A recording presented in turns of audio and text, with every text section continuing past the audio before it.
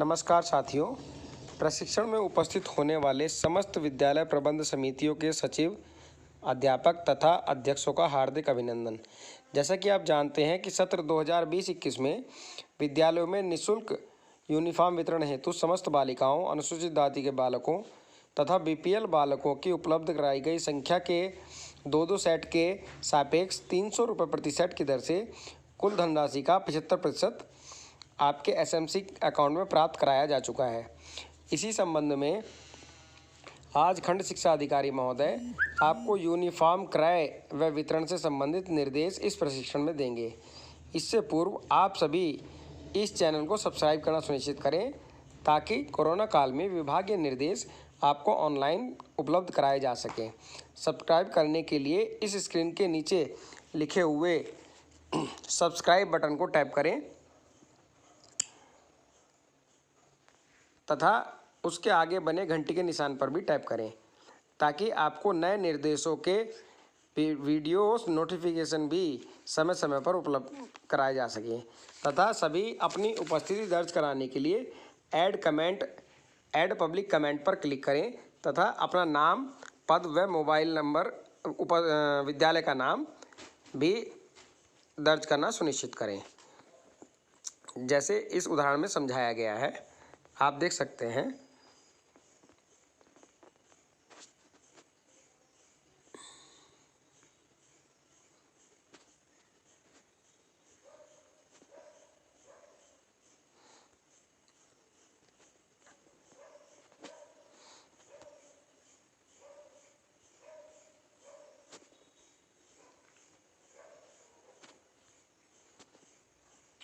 इस प्रकार अपनी उपस्थिति दर्ज करें तथा प्रशिक्षण पूर्ण होने के उपरांत आप अपनी क्वेरी जो भी आपके मन में है वो भी ऐड कमेंट सेक्शन में टाइप करके पूछ सकते हैं।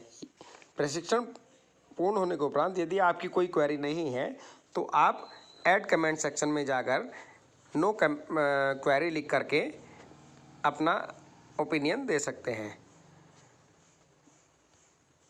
इस प्रकार नो क्वेरी लिख करके सेंड कर दें, अर्थात आपकी कोई क्वेरी इस प्रशिक्षण के संबंध में नहीं है। क्वेरी मतलब आपके मन में प्रशिक्षण से संबंधित कोई भी प्रश्न हो रहा है, कोई जानकारी आप चाह रहे हैं तो आप ऐड कमेंट सेक्शन में जा करके यहाँ पर आप लिख सकते हैं। धन्यवाद।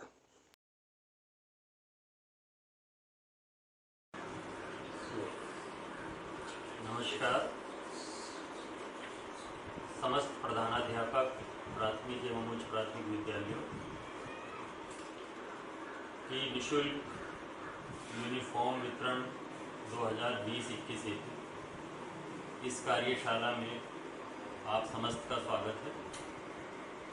कोविड-19 के चलते ये नवाचार किया जा रहा है कि भौतिक रूप से अध्यापकों की उपस्थिति में ये प्रशिक्षण दिया जाकर एक ऑनलाइन माध्यम से, एक टेक्निक के माध्यम से आप तक इस संबंध में निर्गत शासनादेश, विभागीय निर्देश, वित्तीय नियम एवं प्रक्रियाएं से आपको आज परिचित कराया जा रहा है। सर्वाधिक महत्वपूर्ण आवश्यकता है कि प्रशिक्षण की गरिमा और प्रशिक्षण का महत्व को हम समझें, से सामने स्थापित करते हुए हम अपने आप को अंकेक्षण एवं लेखांकन दोनों प्रक्रियाओं में अपने को विशेषज्ञ के रूप में स्थापित कर पाएं, ऐसा मेरा प्रयास होगा। सभी मानक पुस्तकें इस संबंध में निर्गत शासनादेश, प्रशासकीय नियम, वित्तीय नियम का प्रस्तर वाइज प्रासंगिक उद्धरण आपके सम्मुख प्रस्तुत किया जाएगा। ये इस प्रशिक्षण का उद्देश्य है। तो हमारा प्रयास होगा कि एक पारदर्शी, निष्पक्ष एवं प्रशासनिक वित्तीय नियमों के अनुरूप क्रय प्रक्रिया विकासखंड हल्दौर में अपनाई जाए। मित्रों, निष्पक्ष होने के साथ निष्पक्षता का प्रदर्शन भी बहुत आवश्यक है और इसीलिए यहाँ अभिलेखीकरण डॉक्यूमेंटेशन की प्रक्रिया महत्वपूर्ण है। तो मेरा आप लोगों से आग्रह है कि सर्वप्रथम इस संबंध में मैडम रेणुका कुमार जी, अपर मुख्य सचिव उत्तर प्रदेश शासन का शासनादेश एवं अन्य विभागीय निर्देश, इसके अलावा मेरे द्वारा एक सरल भाषा में आपको एक पत्र निर्गत किया गया है, उसका आप सम्यक अध्ययन करने के उपरांत इस प्रशिक्षण की वीडियो का, ऑडियो का अध्ययन करें तो सारी चीजें स्वतः स्पष्ट होती चली जाएंगी।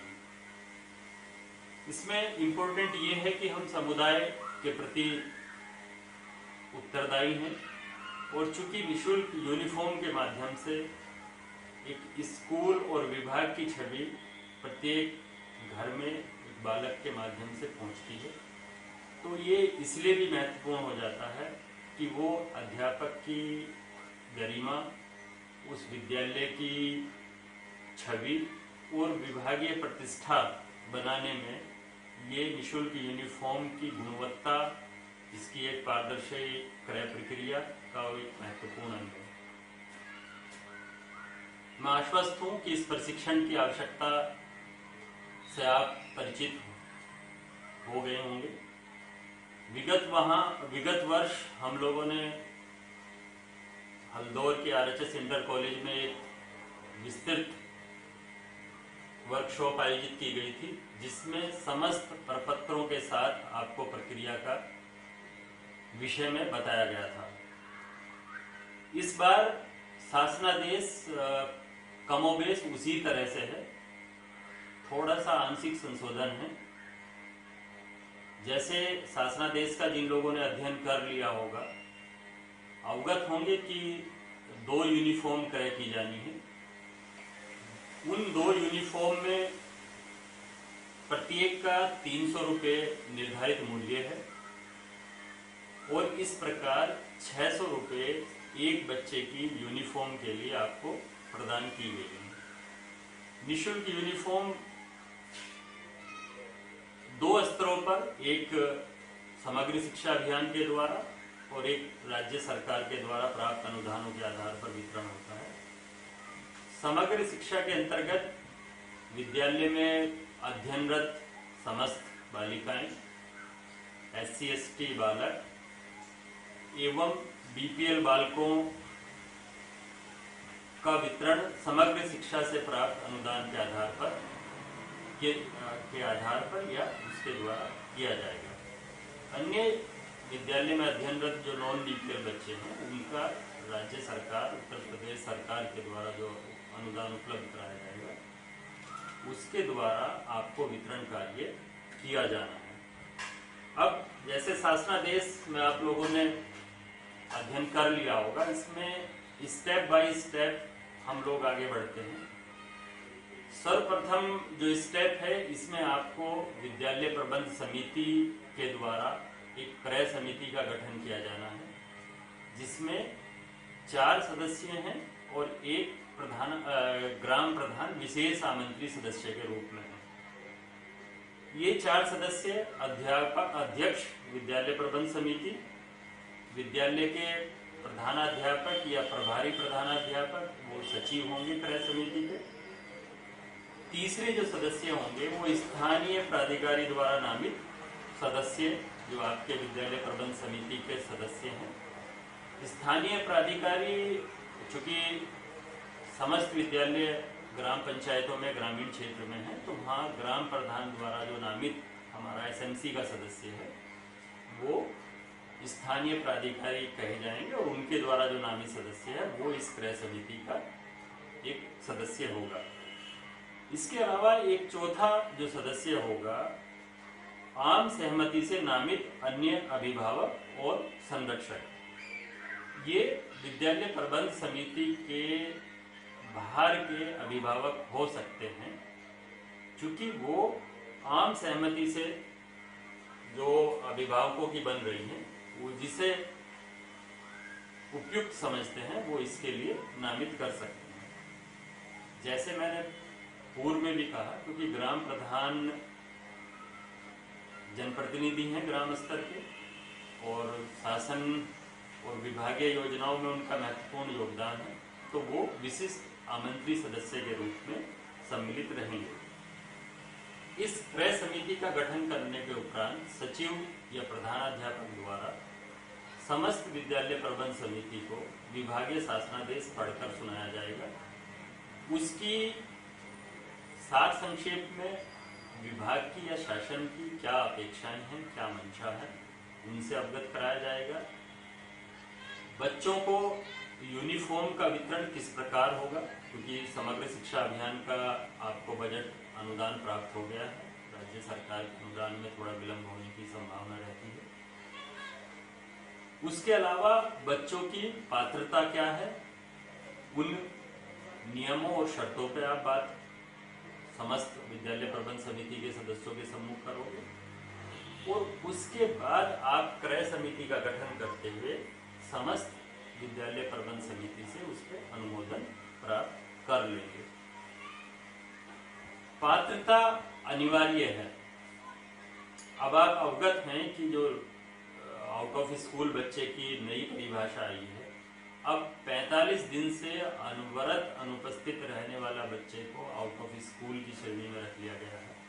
तो जिस समय आप पात्रता का निर्धारण करें, तो नियमित उपस्थित रहने वाले बच्चे, मध्याह्न भोजन पंजिका में अंकित बच्चे, इन सब तथ्यों को ध्यान में रखते हुए ही आप अपने विद्यालय की पात्रता का निर्धारण करेंगे, और वो संख्या आप बालक एवं बालिकाओं के रूप में अलग अलग उसका निर्धारण कर लेंगे।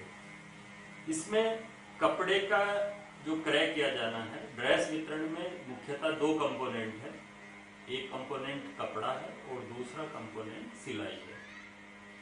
कपड़े की गुणवत्ता के लिए शासनादेश जो आपको उपलब्ध कराया गया है, उसमें टेबल 1 और टेबल 2 दी गई है, और उसमें बहुत स्पेसिफिकेशन या विभिन्न प्रकार की विशिष्टताएं रखी गई हैं, जिसके संबंध में जो भी कपड़ा विक्रेता होगा, क्योंकि एक सामान्य अध्यापक के रूप में हम लोग बहुत सारी चीजें इसमें अपने से डिफाइन या परिभाषित नहीं कर सकते, लेकिन जो मुख्य चीजें हैं वो कोई भी कपड़ा विक्रेता होगा, जो भी आपकी चयनित फर्म होगी एक प्रक्रिया के उपरांत, उससे आप इस स्पेसिफिकेशन के विषय में उससे एक प्रमाण पत्र या गारंटी प्राप्त कर लेंगे कि अगर ये विशिष्टियों के पर कपड़ा आपका फेल होता है तो आपको भुगतान नहीं किया जाएगा, या अन्य जो विभागीय निर्देश होंगे उनके अनुसार भुगतान में कटौती की जाएगी। कपड़े के क्रय शासनादेश के विषय में बहुत स्पष्ट लिखा हुआ है क्या क्या स्पेसिफिकेशन होना चाहिए। निःशुल्क यूनिफॉर्म के 2 सेट दिए जाने हैं, लेकिन जिन विद्यालयों में स्काउट गाइड की टीम है, वहां पर एक जो ड्रेस होगी वो स्काउट गाइड की विशेष यूनिफॉर्म है वो होगी, और दूसरी एक सामान्य जो यूनिफॉर्म है जो सब बच्चों को दी जा रही है वो हो रही है। तो इस बात को भी आप रेखांकित कर लें कि स्काउट गाइड संचालित विद्यालयों में एक ड्रेस अनिवार्य रूप से स्काउट गाइड की होगी। इसके बाद प्रक्रिया कैसे कैसे हमें करनी है। सर्वप्रथम आपको अपनी क्रय समिति का गठन आपने कर लिया, उस क्रय समिति की एक बैठक आपने की, बच्चों का पात्रता का निर्धारण हुआ। पात्रता निर्धारण के उपरांत आपके पास वास्तविक व्यय कितना होना है ये हो गया। अगर आपका व्यय 20,000 रुपये से 1 लाख के अंदर की अवधि धनराशि में है, 20,000 से 1 लाख तक कोटेशन लिया जाना है। कोटेशन न्यूनतम 3 फर्मों से लिया जाना है। कोटेशन का आमंत्रण पत्र विद्यालय के द्वारा या सचिव जो विद्यालय प्रधानाध्यापक भी हैं, विद्यालय प्रबंध समिति के भी सचिव हैं और इस क्रय समिति के भी सचिव हैं, जो क्षेत्र की 3 प्रतिष्ठित फर्म हैं उन्हें उन्हें आपको कोटेशन आमंत्रण देना है।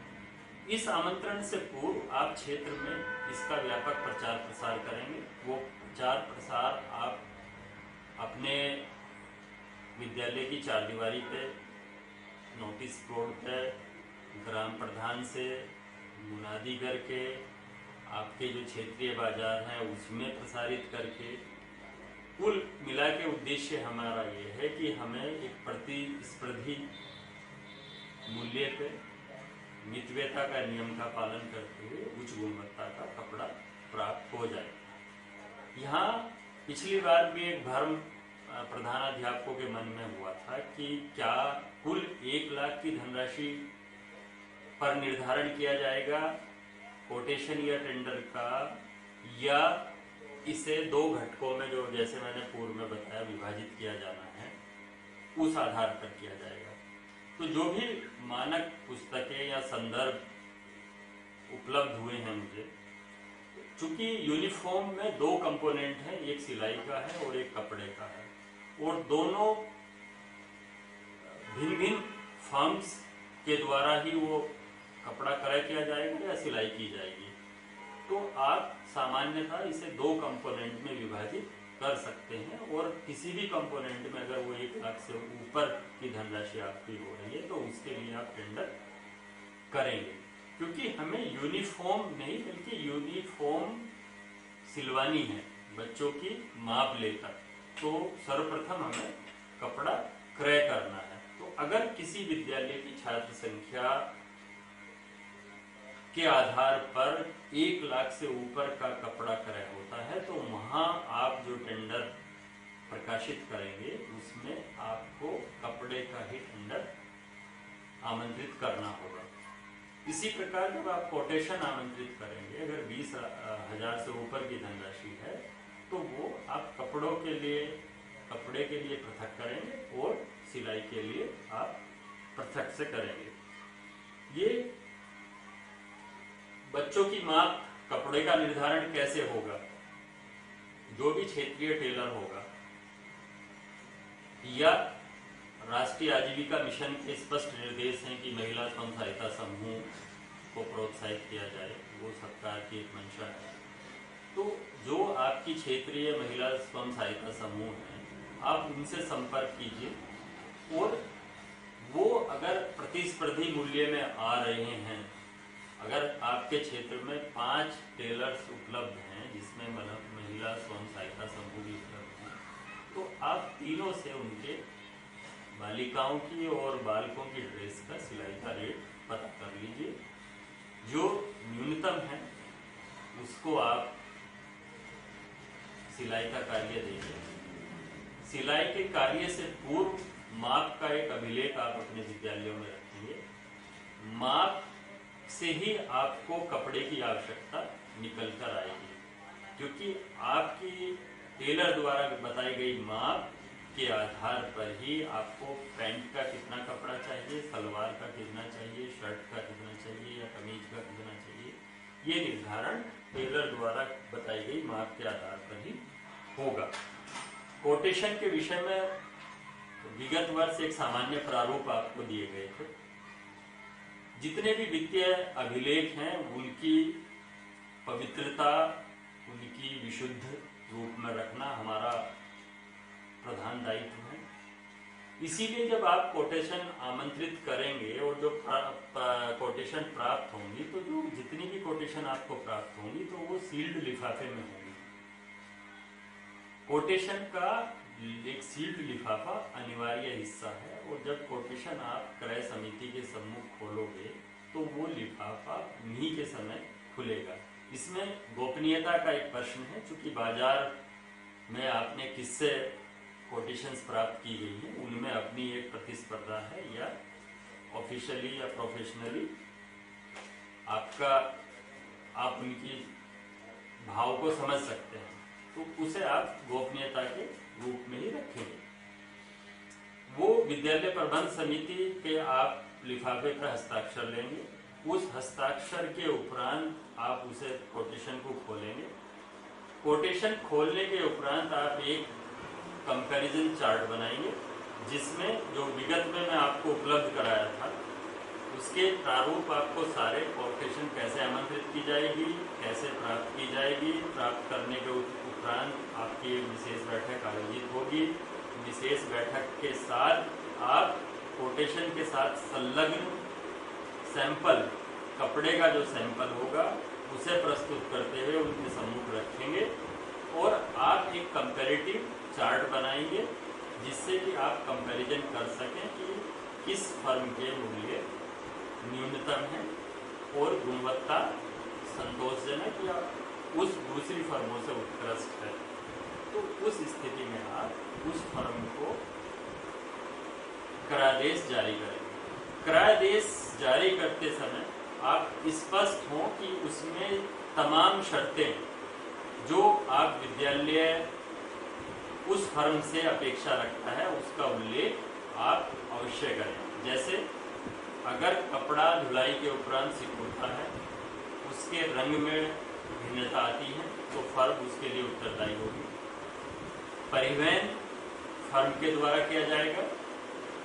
जो भुगतान होगा वो इलेक्ट्रॉनिक ट्रांसफर से होगा या अकाउंट पे चेक से होगा। इलेक्ट्रॉनिक ट्रांसफर में आरटीजीएस, एनईएफटी और तमाम जो अन्य माध्यम हैं उनके द्वारा ही भुगतान किया जाएगा।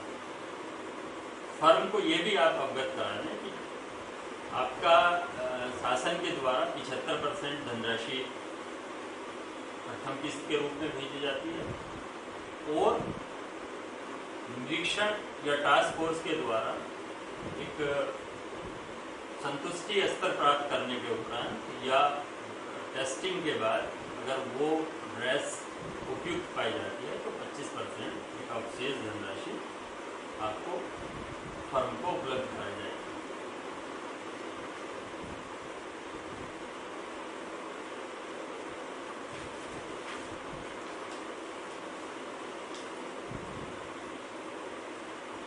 इसके बाद आप क्रयादेश जारी करेंगे। क्रयादेश में सारी चीज़ों का उल्लेख करेंगे, उसमें समावधि का उल्लेख करेंगे, कितने दिन में उसे प्राप्त करानी है और इसके उपरांत आप टेलर को बच्चों की माप सहित वो उपलब्ध कराएंगे। टेलर के द्वारा जो आपको सिलकर ड्रेस उपलब्ध कराई जाएगी उसमें आप देखेंगे कि वो एक दिन में आपको 10 दे सकता है, 20 दे सकता है, जो उसकी क्षमता है वो उसके अनुसार ही आपको देगा। तो ड्रेस जो भी आपको प्राप्त हो रही है आपके विद्यालय में, समस्त विद्यालय में स्टॉक पंजिका बनाई गई है। 2 प्रकार की स्टॉक पंजिका सामान्यतः होती है, एक कंज्यूमेबल, एक नॉन कंज्यूमेबल। तो चूंकि ड्रेस आपको वितरण करनी है तो ये कोई कंज्यूमेबल स्टॉक, ये कंज्यूमेबल स्टॉक में अंकित होगा और तिथिवार अंकित होगा। ये ध्यान रखें कि जितनी ड्रेस आपके यहाँ प्राप्त होती है उन ड्रेस को आप अपने विद्यालय में स्टॉक में अंकित करेंगे और इसकी संसूचना खंड शिक्षा अधिकारी, जिला बेसिक शिक्षा अधिकारी द्वारा स्थापित कंट्रोल रूम और राज्य परियोजना कार्यालय में जो स्थापित कंट्रोल रूम है उसे अवगत कराएंगे। उसके बाद शासनादेश में जैसा लिखा है कि प्रयास किया जाएगा कि 3 दिवस में कोई ना कोई एक निरीक्षक अधिकारी उस विद्यालय में पहुंचे और उसके वेरिफिकेशन या सत्यापन के उपरांत आप उस यूनिफॉर्म का वितरण करें। अगर 3 दिवस में कोई नहीं पहुंच रहा है तो आप उसका वितरण करने के लिए स्वतंत्र हैं। अब स्टॉक पंजिका की ही बात कर रहे हैं तो आप इसमें विशेष ध्यान रखिए कि स्टॉक पंजिका में आप जिस प्रकार से प्राप्त आपको ड्रेस हैं उसी तिथिवार अंकित करेंगे और इसी प्रकार से आप जिस प्रकार वितरण हो रहा है, निर्गमन हो रहा है, उसी डेट में उसका निर्गमन करेंगे और शेष बैलेंस आपके विद्यालय में वो उपलब्ध होना चाहिए। ये जैसा पिछले अनुभव में अध्यापक करते हैं कि एक ही दिन में समस्त ड्रेस प्राप्त करते हैं और एक ही दिन में समस्त ड्रेस वितरण प्रदर्शित करते हैं, लेकिन ये संभव नहीं है और ये कि त्रुटि परिलक्षित होती है कि अगर आपके विद्यालय में बच्चों की उपस्थिति ही 60% की होती है तो अपने 100% वितरण कैसे करते हैं।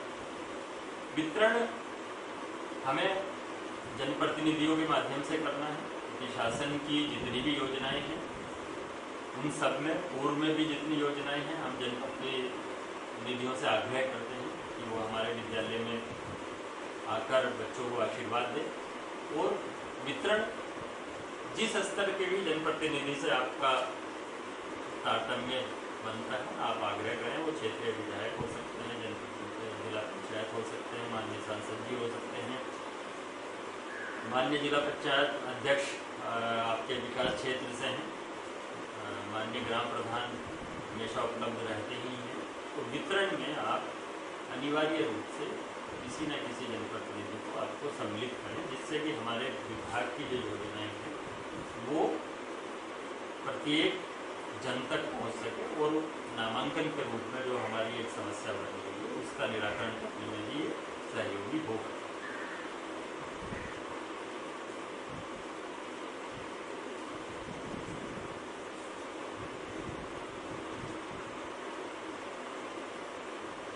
इसके उपरांत संबंधित फर्म के द्वारा जो आपको देयक उपलब्ध कराया जाएगा उसके आप 75% का भुगतान का एक बार निर्गमन करोगे और अवशेष 25% का एक बार करोगे। उपभोग धनराशि का आप 1 माह के अंदर खंड शिक्षा अधिकारी कार्यालय को उपभोग प्रमाण पत्र उपलब्ध करा देंगे, जिससे जो वांछित धनराशि होगी या किसी विद्यालय में अवशेष हो तो उसका समायोजन करते हुए अग्रिम अवशेष 25% में उसका समायोजन करते हुए जनपद स्तर से मांग की जा सके। इसमें मेरा एक आग्रह ये भी होगा कि इसे बहुत सुचितापूर्ण और पारदर्शी निष्पक्ष रूप से किया जाना चाहिए, क्योंकि शासनादेश में उत्तरदायित्व निर्धारण का स्पष्ट निर्देश है। किसी भी स्तर पर, विद्यालय स्तर पर खंड शिक्षा अधिकारी कार्यालय के द्वारा या खंड शिक्षा अधिकारी द्वारा, जनपद स्तर जिला बेसिक शिक्षा अधिकारी द्वारा, अगर किसी की भी इसमें संलिप्तता पाई जाती है तो उसे कदाचार की श्रेणी में रखते हुए दीर्घ दंड दिए जाने के प्रावधान। तो मेरा इस प्रशिक्षण के माध्यम से मैं अपने प्रधानाध्यापकों को इतना विशेषज्ञ बनाने का मेरा प्रयास है। विगत 2 वर्षों से जो हम कोशिश कर रहे हैं कि आपकी जो प्रक्रिया है वो पूर्णतः शासनादेश के अनुरूप हो, आपकी यूनिफॉर्म गुणवत्ता युक्त हो और कोई भी किसी भी प्रकार का आक्षेप विद्यालय पर, खंड शिक्षा अधिकारी पर या जिला बेसिक शिक्षा अधिकारी पर ना लगा पाए। इसमें यूनिफॉर्म का एक सैंपल अनिवार्य रूप से विद्यालय में रहेगा, जिस पर समस्त विद्यालय प्रबंधन समिति के हस्ताक्षर अंकित होंगे। ये सैंपल आपको वर्ष भर अपने विद्यालय में सुरक्षित रखना है।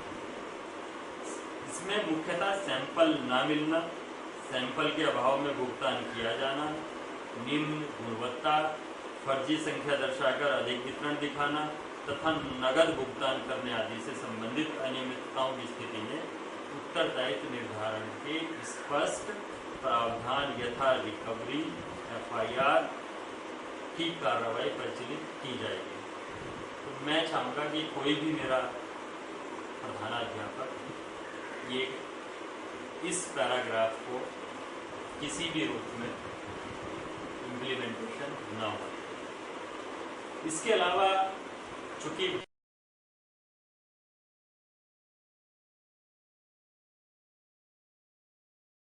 विभिन्न स्तरों से सत्यापन होता आया है निःशुल्क यूनिफॉर्म वितरण का, विगत वर्ष भी हुआ और इस वर्ष भी होंगे, तो एक आपकी निःशुल्क यूनिफॉर्म वितरण की एक पत्रावली होनी चाहिए जिसमें कि किसी के भी द्वारा वांछित अभिलेख या निरीक्षण या सत्यापन के समय आपको इधर उधर भटकना ना पड़े। कोई अभिलेख, क्योंकि जिस तरह से कई विद्यालयों की स्थिति होती है, बड़े अव्यवस्थित रूप से रहती है, तो एक निःशुल्क यूनिफॉर्म वितरण पत्रावली 2020-21 की आप बनाएंगे, जिसमें क्रमानुसार मैं अभिलेख बता रहा हूँ कि कौन कौन से अभिलेख आपको उसमें किस ऑर्डर में रखने हैं। इसमें सर्वप्रमुख आपको शासनादेश उपलब्ध करा दिया गया, वही हमारे लिए मानक है और उसी के आधार पर समस्त गतिविधियाँ प्रक्रियाएं संचालित की जाएंगी। इसके अलावा नंबर 2 पे जो विभागीय दिशा निर्देश आपको प्राप्त हो रहे हैं वो आपको उपलब्ध पत्रावली में सुरक्षित करने। तीसरा, विद्यालय प्रबंध समिति की कार्यव्रत की प्रमाणित छाया प्रति, क्योंकि ये एक प्रमाण है कि आपने एक पक्षीय कार्रवाई नहीं की, आपने विद्यालय प्रबंध समिति की उपस्थिति में ही अपनी समस्त कार्रवाई की है। तो जो विद्यालय प्रबंध समिति की आप पंजिका आपकी है उसमें आप कार्यव्रत लिखते हैं, तो उस कार्यव्रत की फोटो स्टेट कराकर उसे प्रमाणित करके आप इस पत्रावली में सुरक्षित रखें। टेलर द्वारा माप संबंधी अभिलेख ये अनिवार्य है। आप चाहे इसे कंप्यूटराइज्ड कार्यालय मेरे कार्यालय से प्राप्त कर लें या आप अपने हाथ से एक पंजिका में बना लें। उसमें जिसकी छात्र संख्या होगी वो 2, 3, 4 पेज में बच्चे के आसार, बच्चे का नाम, पिता अभिभावक का नाम और उस बच्चे की शर्ट की और पैंट की या सूट की और सलवार की माप, जिसके आधार पर आपके कपड़े की मात्रा का निर्धारण होगा। इसमें कोटेशन टेंडर का प्रचार प्रसार संबंधी अभिलेख, जिसकी आपको ये समराइज आपके प्रशिक्षण का होगा है कि जो आपने प्रचार प्रसार किया था, किन माध्यमों से किया था, क्या प्रयास किया था, उससे संबंधित अभिलेख भी आप इस पत्रावली में सुरक्षित रखेंगे। क्रय समिति द्वारा तुलनात्मक अध्ययन संबंधी कार्यव्रत, ये महत्वपूर्ण है क्योंकि तुलना आपने की है, कोई फर्म आपका आक्षेप ना करें तो ये एक आपका प्रमाणित प्रति होगी, जिसके आधार पर आप निर्णय करेंगे कि भाई हमारी ये फर्म चयनित हुई और इसके जो रेट थे वो प्रतिस्पर्धी थे, कंपैरेटिवली बेटर क्वालिटी थी और इसका आप कार्यव्रत इस पंजिका में रखेंगे। करादेश, जिसके विषय में मैं पूर्व में बता चुका, करादेश बिल्कुल स्पष्ट होगा। विगत वर्ष आपको प्रारूप मेरे द्वारा दिया गया था, इसमें भी सामान्यतः किन बातों का उल्लेख होना चाहिए आप उसका इस्तेमाल कर सकते हैं या आप अन्य जो भी आप हस्तलिखित या कंप्यूटराइज्ड जिस तरह से भी करादेश में, लेकिन ये सारी चीज़ें स्पष्ट होनी चाहिए। कपड़े की मात्रा, विशिष्टियाँ, शर्तें, विफलता की स्थिति में फर्म को दिया जाने वाला दंड या की जाने वाली कटौतियाँ, तो उनका स्पष्ट उल्लेख आपके करादेश में होना चाहिए। इसके अलावा आप इससे पूर्व जो होगा वो संलग्न लिफाफे सहित प्राप्त कोटेशन एवं सैंपल, ये क्रम संख्या क्रय समिति के कंपैरिजन से पहले ये बिंदु छूट गया, जो नंबर 7 पे होगा, वो संलग्न लिफाफे सहित प्राप्त कोटेशन एवं सैंपल। इसके विषय में मैं पूर्व में बता चुका। लिफाफा क्यों महत्वपूर्ण है, वो सील्ड आपके पास आएगा तो क्रय समिति के हस्ताक्षर के उपरांत आप उसे खोलोगे और उसे समक्ष रखोगे। बिंदु 9 करादेश तक हम आ गए। 10वां जो बिंदु है, जो भी आपने कोटेशन जो आपकी फर्म चयन हुई है या टेंडर के द्वारा जो आपका चयन हुआ है, उसका आप सैंपल अनिवार्य रूप से विद्यालय में रखो, जिसके आधार पर आप जस्टिफाइड कर सको। इसके बाद स्टॉक पंजिका की छाया प्रति। स्टॉक पंजिका वही जो आगमन और प्रस्थान ही सामान्यतः उसमें एंट्री है, दिनांक, प्राप्तियां, वितरण, अवशेष। उसके अलावा यूनिफॉर्म वितरण की प्रमाणित छाया प्रति। आप यूनिफॉर्म वितरण सामान्यतः अभिभावक की उपस्थिति में करेंगे। इस बार चूँकि कोविड-19 का समय है, विद्यालयों में बच्चों की उपस्थिति अभी प्रतिबंधित है, तो आप अभिभावक को आप उपलब्ध करा सकते हैं और उस पर आप पंजिका में अभिभावक के हस्ताक्षर प्राप्त कर लीजिए और इसकी छाया प्रति इस पत्रावली में सुरक्षित कर लीजिए। इसके अलावा प्राप्त बिलों की छाया प्रति। प्राप्त बिल आपको कहाँ से होंगे? एक बिल होगा आपका कपड़े का और एक बिल आपका होगा टेलर के द्वारा या जो सिलाई केंद्र है, स्वयं सहायता समूह है, तो उनके द्वारा जो बिल है वो वो आप पृथक गाइड फाइल जो विद्यालय की है उसमें अलग से रखेंगे, लेकिन इस पत्रावली में उसकी छाया प्रति को अटेस्टेड करके सुरक्षित रख लेंगे। इसके अलावा निर्गत चेकों की प्रमाणित छाया प्रति, आप चूंकि चेक से अगर चेक निर्गत कर रहे हैं फर्म के नाम या टेलरिंग फर्म के नाम तो उन चेक की छाया प्रति, आरटीजीएस कर रहे हैं आप बैंक के नाम उसमें चेक इशू करते हैं तो उनकी। आपको इस पूरी प्रक्रिया में निःशुल्क यूनिफॉर्म वितरण प्रक्रिया में सामान्यतः 4 चेक निर्गत करने होंगे।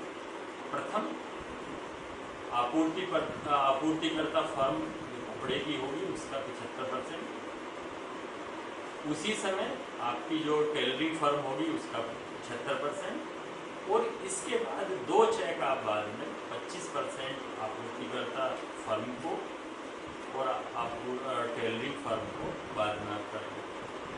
उपभोग प्रमाण पत्र एक आप यहाँ कार्यालय में उपलब्ध कराएंगे और एक इस प्रति में आप सुरक्षित रखेंगे। और इसके अलावा कृत कार्रवाई की छाया प्रति, आप जो कार्रवाई आपने की है उसकी क्रय कार्रवाई मतलब वितरण की जो आपकी कार्रवाई होगी उसमें आप 2-3 जो माननीय जनप्रतिनिधि आएंगे उनके समक्ष आप अपना एक जो समारोह वो इस कोविड के समय नहीं हम बहुत बड़ा कर सकते, लेकिन उनसे आग्रह करके जो भी कार्यक्रम होगा उसकी आप फोटोग्राफ सुरक्षित रखेंगे और एक इस विद्यालय में रखेंगे। ये पत्रावली अगर आपके विद्यालय में उपलब्ध है तो आपको किसी भी निरीक्षक या सत्यापनकर्ता के समक्ष भटकने की आवश्यकता नहीं होगी। आप आराम से जब भी कोई सत्यापन करता है उसके सम्मुख ये पत्रावली प्रस्तुत करते हैं। इसके अलावा शासनादेश की सारी चीज़ें मैंने शासनादेश भी आपको उपलब्ध कराया, सरल भाषा में कार्यालय खंड शिक्षा अधिकारी हल्दौर का एक पत्र भी उपलब्ध कराया। इसके अलावा एक इसके विषय में जो भी आपकी संशय होंगी आप वो कमेंट बॉक्स में लिख लें। व्यक्तिगत कार्यालय में आप दूरभाष पर आप मुझे फ़ोन कर लें, लेकिन किसी भी विभ्रम या भ्रम की स्थिति में कोई भी प्रक्रियागत त्रुटि ना हो, किसी वित्तीय नियम या वित्तीय अनुशासन का उल्लंघन ना हो, कोई प्रशासनिक जो आदेश हैं उनका किसी भी स्तर पर अवहेलना ना हो, तो ये आप सुनिश्चित करें और अपनी गरिमा, इस विभाग की गरिमा प्रतिष्ठा का ख्याल रखें। इसके अलावा जो भी संक्षेप में ये सैद्धांतिक और क्रियात्मक दोनों तरह का मैं प्रशिक्षण प्रदान करने का प्रयास किया है, इसका आप ये लाभप्रद तब होगा जब आप शासनादेश का सम्यक अध्ययन कर लेंगे और उसके उपरांत जो कार्यालय का पत्र आपको उपलब्ध कराया जाएगा और विगत वर्ष जो कोटेशन आमंत्रण के कैसे प्रारूप कैसे आमंत्रित करते हैं कार्यालय प्रधानाध्यापक या सचिव के द्वारा, कोटेशन आमंत्रण कैसे आप रिसीव करते हो, कैसे उसे व्यवस्थित रखते हो, इस पत्रावली का क्या महत्व है, ये सारी चीज़ें आप जब दोनों में पूर्व में निर्देश पढ़ लोगे और शांतिपूर्वक उसका मनन करोगे तो ये लाभप्रद होगा। और मैं आशा करता हूँ कि पूरे विकास खंड में कोई भी ऐसा एक विद्यालय नहीं होगा जो एक लेखांकन, अकाउंटिंग और अंकेक्षण ऑडिटिंग जो मुख्यतः वित्तीय प्रक्रियाओं के 2 आधार हैं उसमें किसी भी रूप में विफल होगा। आप सबका आभार और ये अनुरोध पुनः कि किसी को भी कोई भी विभ्रम या कोई भी संशय या कोई भी अगर स्टेप प्रस्तर समझ ना रहा है तो वो पुनः मुझे दूरभाष पर अनिवार्य रूप से संपर्क कर लें और कमेंट में टिप्पणी करें। धन्यवाद।